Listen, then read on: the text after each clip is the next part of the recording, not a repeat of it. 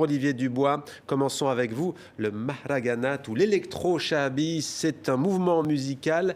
Comment est-ce que vous le définiriez? C'est quoi pour vous? Avant tout, je pense que c'est la musique aujourd'hui égyptienne. C'est-à-dire que souvent encore, on reste sur cette histoire, Umm Kalsoum, voilà. C'est aujourd'hui la musique la plus écoutée. Et pas seulement par la jeunesse, par tout le peuple égyptien. Et par probablement maintenant le Moyen-Orient et qui commence même à s'exporter en Europe et aux États-Unis. Ouais. Ça plaît beaucoup, effectivement, bien au-delà de l'Égypte. Électro-shahabi, l'électro, on a compris, pour celles qui ne comprennent pas l'arabe et ceux qui ne comprennent pas l'arabe, shahabi, ça vient du mot populaire. Ouais. Donc c'est une musique, une fusion entre à la fois l'électro, des notes plus modernes, et le patrimoine, l'héritage plus traditionnel de la musique égyptienne, non? Pas vraiment. Je pense que c'est shahabi parce que c'est vraiment adressé, enfin né de la classe populaire. C'est vraiment le cœur, pourquoi. Ouais. Et on serait presque très proche dans ce qui s'est passé avec l'arrivée du rap et de sa danse associée qui a été le hip-hop. Ouais. Donc c'est vraiment une musique qui est née des classes populaires. Ouais. Donc ça peut être parfois cru, trash, dans les paroles? Oui, quand même. Mais ça raconte quoi? Ça parle de la vie quotidienne? Ça parle de la vie, ça parle... Vraiment, c'est là où c'est très très proche du rap. Ça parle de l'injustice, ça parle d'évasion, de liberté, ça parle de sexe, ça parle de drogue. Mais aujourd'hui, il est lui aussi, il mute, le shahabi. Ouais, il mute effectivement. On voit à quoi vous faites allusion. Ouais. C'est une musique qui a pris son envol il y a quoi, une dizaine d'années? Oui, juste après les mouvements, donc la révolution, et qui a vraiment qu'on a pu voir éclore, je dirais en 2012. 2013. Ouais, ce qui est frappant aussi, c'est on peut la voir dans des mariages, on peut la voir dans des fêtes populaires, dans des... Ouais. Vous pouvez l'entendre avant tout quand vous arrivez au Caire, vous l'entendez dans les taxis, dans les microbus, les petits bus qui vous déplacent de ville en ville ou de quartier en quartier, dans les mariages, mais aussi maintenant les classes les plus aisées s'en sont emparées, donc, même dans les clubs les plus trendy, vous en avez. It Mahrag, un néologisme pour dire festoyons ou vivons le moment présent. C'est aussi ce qui incarne cette musique électro-shahabi. On va voir pourquoi elle vous a inspiré pour votre création en tant que chorégraphe, mais d'abord on écoute un extrait de Tala'a, titre musical extrait donc de votre pièce It Mahrag.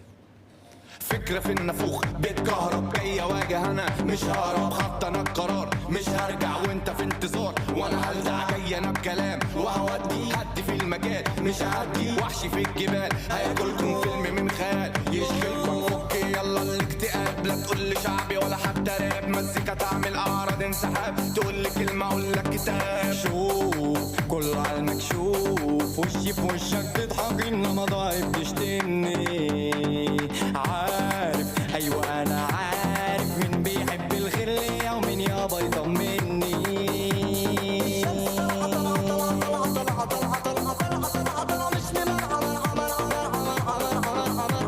الشمس طلع طلع طلع طلع طلع طلع طلع طلع مش بمرعى مرعى مرعى مرعى مرعى مرعى مرعى الشمس طلع طلع طلع طلع طلع طلع طلع طلع مش بمنع منع منع منع منع منع منع منع الشمس طلع طلع طلع طلع طلع طلع طلع.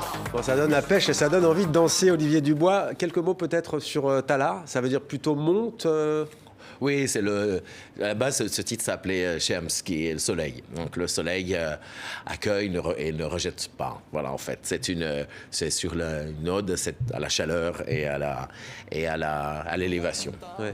Quelle est la chorégraphie que vous avez voulu instaurer?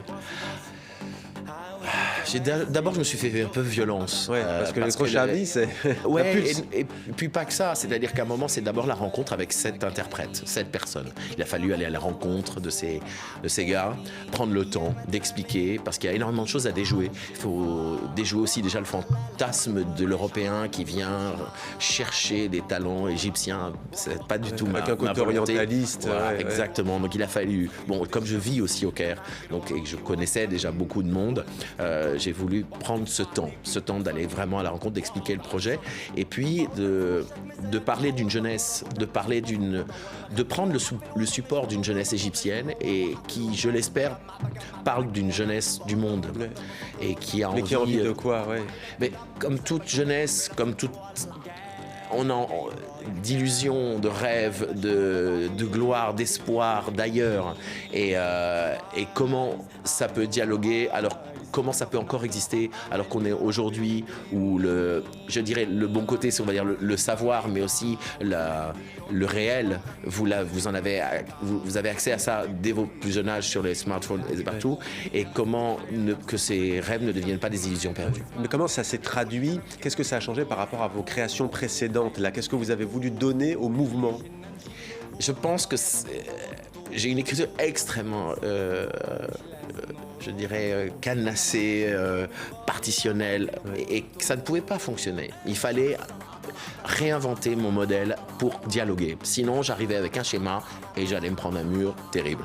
Et qu'il fallait, et que c'était l'objectif d'inventer ensemble la manière de créer et que ce soit et que l'on garde entre cette grande humanité et cette brutalité qu'on peut trouver chez eux. Juste les danseurs qu'on voit là, ils sont professionnels. Comment est-ce que vous avez travaillé? La notion de professionnel, elle est pour ce qui est du Maharganat et ce qui est de la danse, il y a la communauté par exemple de danse chorégraphique, elle est vraiment très petite. Ouais. Vous faites une audition ici, j'ai fait une audition, j'ai 2300 danseurs qui arrivent.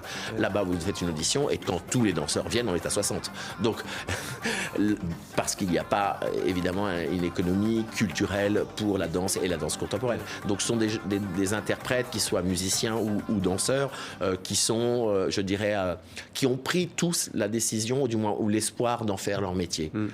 Mais on était encore très loin d'une conscience professionnelle. Pourquoi Itmahrak, festoyons, vivons le moment présent? Parce que c'est une invitation. C'est une invitation à les rejoindre, c'est une invitation à partager. Toute la pièce est très, très, très en dialogue avec le public, immédiatement. Vous allez avoir un direct, une rencontre, et aussi leurs noms, leurs prénoms. Il s'inscrit tout de suite une relation très proche. Et c'est une invitation à célébrer, mais aussi à brûler. Voilà.